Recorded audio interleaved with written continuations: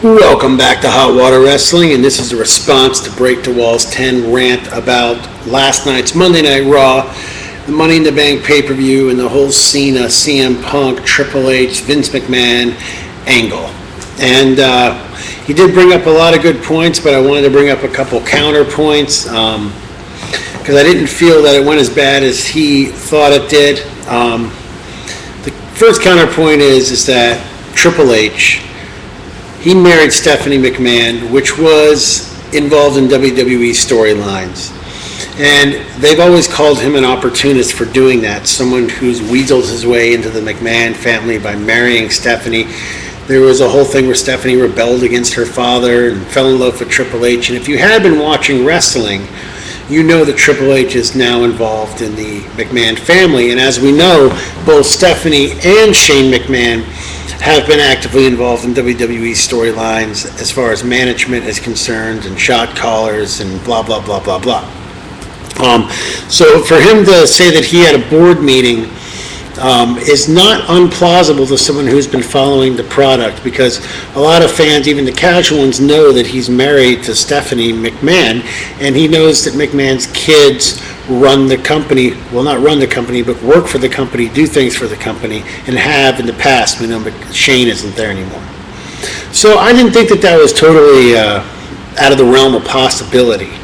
The other thing is that the squashing of the championship tournament on Raw, it was frustrating, but that was the entire point, is that it was supposed to kind of be frustrating to the viewer in the sense to convey the seriousness of what's going on in the change of command, the order of command. And who's to say that this is not a great setup for another kind of faction to form, an allegiance, an alliance to form with CM Punk and Triple H. You know, there could be a little bit of mutiny, some division in WWE, and I think this is healthy. There's a lot of opportunities for characters to change, like Cena to change, for Punk to change, people to take different sides. So it does make it all very interesting, other than if they just would have simply had a tournament and awarded the belt to, say, Rey Mysterio last night, or The Miz, or something like that. You know, now we have a huge question mark, and I find it interesting, and I think it's shaking things up pretty darn well. And I have to say, I was completely shocked. It was the last thing I saw coming. There was a lot of things that, you know, I had pictured coming out of this, but that was nowhere on my radar, and so I have to give them, you know, a thumbs up for that. The match went well, the pay-per-view went well, and I'm the most interested I've been in wrestling in a while. You know, I definitely feel you there, Bobby, with your talk of the you know, the TNA fans, the WWE fans, people being harder on TNA than they are WWE. All I'll say to that is that I'm someone who has always liked TNA. When Hogan and Bischoff took over and things started to go a little downhill, I gave them a couple chances. I stopped watching. I went back after several months, around the time Anderson and Hardy were feuding, gave them another chance, and just, they are a mess. You know, it's a whole different ballgame over there. They are a mess. I don't even want to really get into it, but it's kind of different. You know, WWE has suffered from something called complacency for a long time. It's not necessarily their product is bad or their structure is bad, it's their complacency.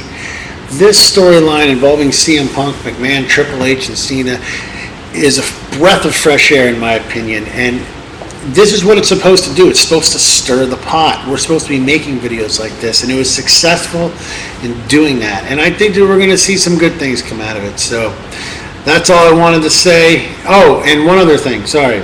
I don't know if I said this, but I haven't. Is that about Vince McMahon being fired. If you are a publicly traded corporation, you do have voting, okay, between the shareholders. There's different ranks in the company of who runs it. Just because Vince McMahon is taken out of the role of making decisions does not change the fact that he is owner and major shareholder in the company. I want to make that clear. This clause is in there in case someone like McMahon were to die, someone like McMahon were to get Alzheimer's disease, someone like McMahon were to get amnesia, whatever happens, they have these voting powers in these larger corporations as to way they're structured. And like I said, just because he's not able to make the decisions, it doesn't change the fact that he is the owner. So that is also very plausible. Anyways, I didn't make this video to jump all over anybody. It was just a counterpoint conversation-wise.